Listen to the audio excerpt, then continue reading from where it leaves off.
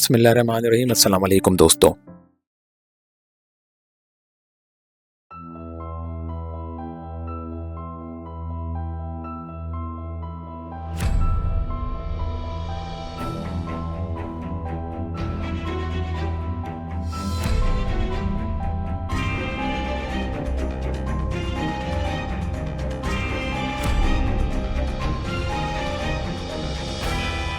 دوستو اگر آپ کو ہماری یہ ویڈیو پسند آئے تو ہمارے چینل کو سبسکرائب اور ویڈیو کو لائک کرنا نہ بھولیے گا۔ دوستو صحابی رسول سیدنا عبداللہ بن جعفر تاریخ اسلام کی ان چنیدہ شخصیات میں سے ہیں جن کو ایک وقت میں دو ایسے اشخاص کے سسر ہونے کا اتفاق ہوا جن کا آپ سے رشتہ باپ بیٹے کا تھا۔ جی، سیدنا عبداللہ بن جعفر نبی کریم صلی اللہ علیہ وآلہ وسلم کے ہم شکل چچاداد بھائی ذوالجناحین یعنی سیدنا جعفر بن ابی طالب کے صحابی ابن صحابی بیٹے تھے۔ آپ سیدنا حسین بن علی کے نہ صرف سگے چچاداد بھائی تھے بلکہ ان کے بہنوئی بھی تھے، کیونکہ سیدنا عبداللہ بن جعفر کو سیدنا حسین کی سب سے چھوٹی بہن زینب بنت علی بیاہی تھیں۔ یہ زینب بنت علی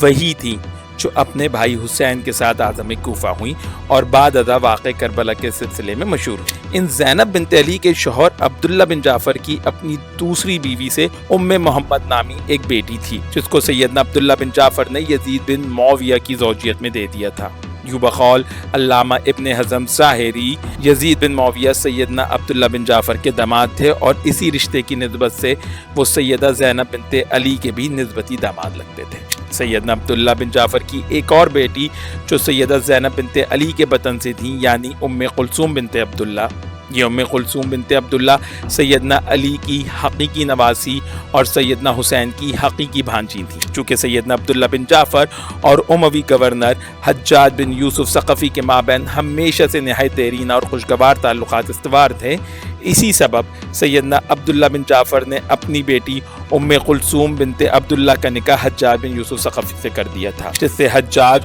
اور زینب کی ایک بیٹی بھی متولد ہوئی۔ تاہم کچھ عرصے بعد حجاج بن یوسف اور ام کلثوم بنت عبداللہ میں علیحدگی ہو گئی۔ حجاج سے علیحدگی کے بعد سیدنا عبداللہ بن جعفر اور سیدہ زینب بنت علی کی اس حقیقی بیٹی ام کلثوم بنت عبداللہ کا نکاح یزید بن معاویہ کے بیٹے خالد بن یزید بن معاویہ سے ہوا، اور یوں اپنے والد یزید بن معاویہ کی طرح خالد بن یزید کو بھی صحابی رسول اور سیدنا حسین کے چچازاد اور بہنوئی عبداللہ بن جعفر کا داماد ہونے کا شرف حاصل ہوا۔ اس نکاح کا ذکر مصعب زبیری کی نسب قریش سے لے کے بلازری کی انساب الاشراف اور ابن حزم کی جمرۃ الانساب تک ہر کتاب میں موجود ہے۔ خالد بن یزید بن معاویہ کو یہ شرف حاصل ہے کہ وہ سیدنا عبداللہ بن جعفر کے ساتھ ساتھ سیدنا زبیر بن العوام کے بھی داماد تھے، کہ ان کی زوجیت میں جو 4 خواتین شامل تھیں ان میں سے ایک عشرہ مبشرہ اور حواری رسول سیدنا زبیر بن العوام کی صاحبزادی سیدہ رملہ بنت زبیر بھی تھیں۔ یوں خالد بن یزید اپنے والد کے سیاسی حریف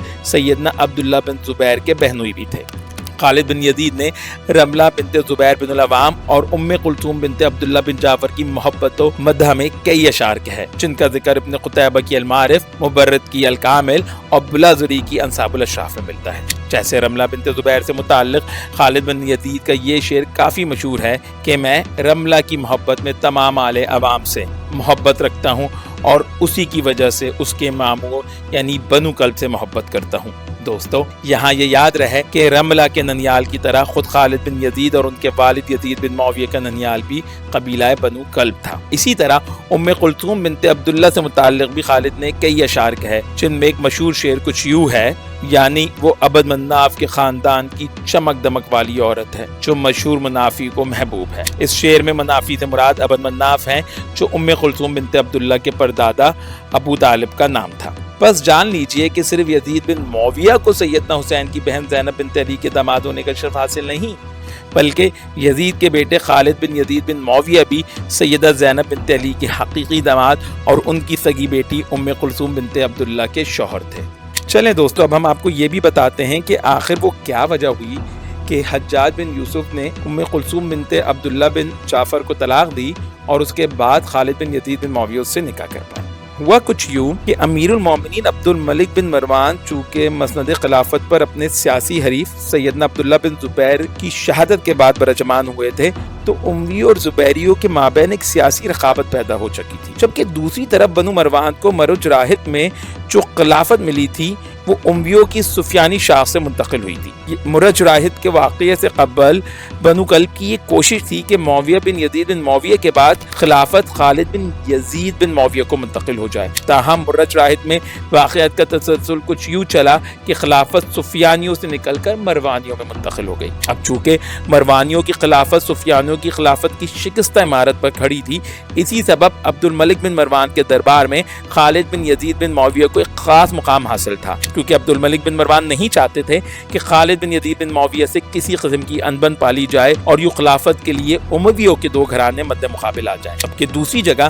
ہمیں تاریخی ماخذ میں ملتا ہے کہ خالد بن یزید بن معاویہ اور حجاج بن یوسف میں اکثر ٹسل رہتی تھی اور دونوں میں کئی دفعہ تو تکار بھی ہو جاتی تھی۔ مورخین نے ایسے کئی واقعات نقل کیے ہیں جس میں حجاج بن یوسف اور خالد بن یزید میں بحث و مباحثہ ہوتا اور اپنی طلاقت لسانی کے سبب اکثر و بیشتر حجاج خالد کو لاجواب کر دیتا تھا۔ اس سلسلے میں ایک واقعہ امام بلزری اپنی انصاب الاشراف کی جلد 11 میں لائے ہیں کہ ایک دفعہ حجاج عبد الملک بن مروان سے ملنے گیا تو دربار میں خالد بن یزید بھی بیٹھا تھا۔ خالد نے حجاج کو دیکھ کر اس پر چوٹ کی کہ اے حجاج، یہ قتل و غارت گری کب تک چلے گی؟ حجاج نے برجستہ جواب دیا، جب تک عراق میں ایک بھی ایسا آدمی موجود ہے جو یہ سمجھتا ہے کہ تمہارا باپ یعنی یزید شرابی تھا۔ خالد اس جواب پر چپکا ہو رہا۔ خیر، آمد برسر مطلب تعلقات کی اسی ٹسل کا نتیجہ تھا کہ خالد بن یزید نے جب رملہ بنت زبیر بن العوام کے لیے نکاح کا پیغام بھیجا تو حجاج نے خالد کو خط لکھ کر اس پیغام نکاح پر آڑ دلائی کہ تم آل زبیر کے ہاں نکاح کا پیغام کیسے بھیج سکتے ہو کہ جبکہ انہوں نے حکومت کے لیے تمہارے والد سے لڑائی کی اور ان پر گھٹیا الزامات لگائے تھے۔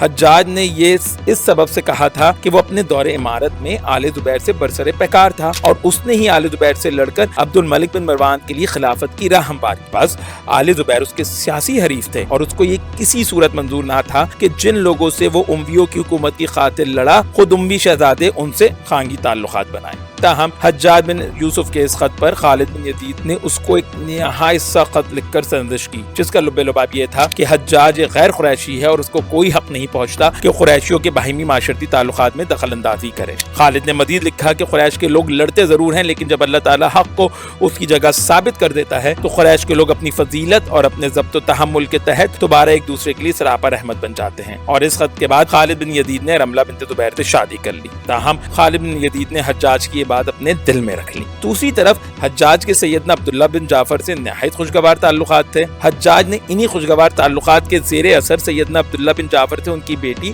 ام کلثوم بنت عبداللہ کا ہاتھ مانگا اور ان کی آمادگی کے بعد اس سے نکاح کر لیا۔ یہ ام کلثوم سیدنا علی اور سیدہ فاطمہ کی سگی نواسی تھی، کیونکہ سیدنا علی کی بیٹی بی بی زینب کے وطن سے تھی، جو واقع کربلا میں اپنے بھائی سیدنا حسین کے ساتھ موجود تھی اور بعد از واقع کربلا اپنے سوتیلے داماد یزید بن معاویہ کے پاس ہی دمشق میں مقیم رہیں کہ یزید بن معاویہ کو ان کے شوہر سیدنا عبداللہ بن جعفر کی بیٹی ایک اور بیٹی یعنی ام محمد بنت عبداللہ بیاہی تھی۔ یوں صحابی رسول سیدنا عبداللہ بن جعفر یزید اور حجاج دونوں کے سسر تھے۔ خیر، خالد بن یزید رملہ بنت زبیر والے معاملے کو لے کر پہلے ہی حجاج سے ناراض ہوئے بیٹھا تھا۔ بس اس رشتے کا سنتے ہی وہ عبد الملک کے دربار میں حاضر ہوا اور عبد الملک کو حجاج کے خلاف اشتعال دلانے کی کوشش کی۔ ابتداً عبد الملک الٹا خالد پر ناراض ہوئے کہ تم کون ہوتے ہو حجاج کے نکاح پر سوال اٹھانے والے، کہ حجاج ام کلثوم کا ہم کف نہیں ہے۔ تاہم خالد نے کمال ہوشیاری سے بات یوں بنائی کہ عبد الملک سے کہا کہ میں یہ بات اس سبب کرتا ہوں کہ مجھے ڈر ہے کہ اس رشتے کے سبب حجاج کہیں آل جعفر کی طرف مائل ہو کر اپنے اختیارات ان کے حق میں استعمال کرنا نہ شروع کر دے۔ خود مجھ کو دیکھ لیں کہ ہمارے اور آل زبیر کے درمیان کس قدر دشمنی تھی، لیکن واللہ جب سے میں نے رملہ بنت زبیر سے نکاح کیا ہے یہ عداوت شدید محبت میں بدل گئی ہے۔ بس کہیں یہ چیز حجاج کے ساتھ بھی نہ ہو اور یوں ابھی جو اس کی وفاداریاں امویوں کے ساتھ ہیں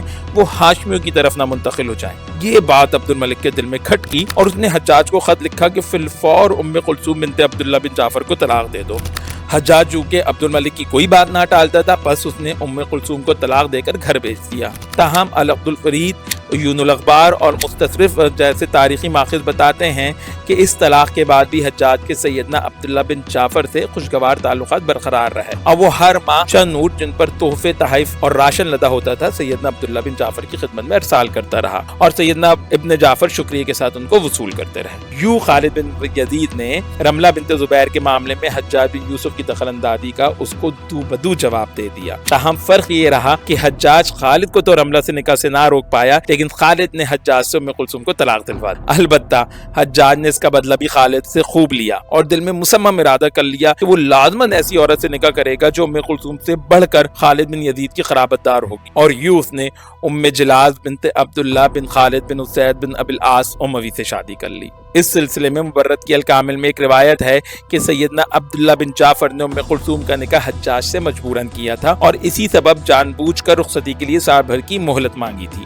اس اثنا میں انہوں نے مدینے سے دمشق پہنچ کر عبد الملک بن مروان کے سامنے یہ اندیہ پیش کیا کہ وہ کسی طرح حجاج کی قرابت داری سے ان کا پیچھا چھڑائیں، جس پر عبد الملک نے حجاج کو ام کلثوم کو طلاق دینے کا حکم دیا۔ لیکن ہمارے نزدیک دیگر تاریخی قرائن کی روشنی میں یہ روایت کچھ راجح معلوم نہیں پڑتی، کیونکہ ہم دیکھتے ہیں کہ اس نکاح سے قبل بھی اور اس نکاح کے بعد بھی، یعنی طلاق کے بعد بھی، حجاج کے سیدنا عبداللہ بن جعفر سے نہایت خوشگوار تعلقات رہے، اور ایسا ممکن نہ تھا کہ طلاق کی وجہ پتہ چل جانے کے بعد حجاج جیسا غیور اور خوددار شخص سیدنا عبداللہ بن جعفر سے خوشگوار تعلقات بنائے رکھتا، اور نہ سید عبداللہ بن جعفر اس قدر ناپسندیدگی کے باوجود حجاج سے باقاعدہ بنیادوں پر تحفے تحائف وصول کرتے رہتے۔ واللہ اعلم۔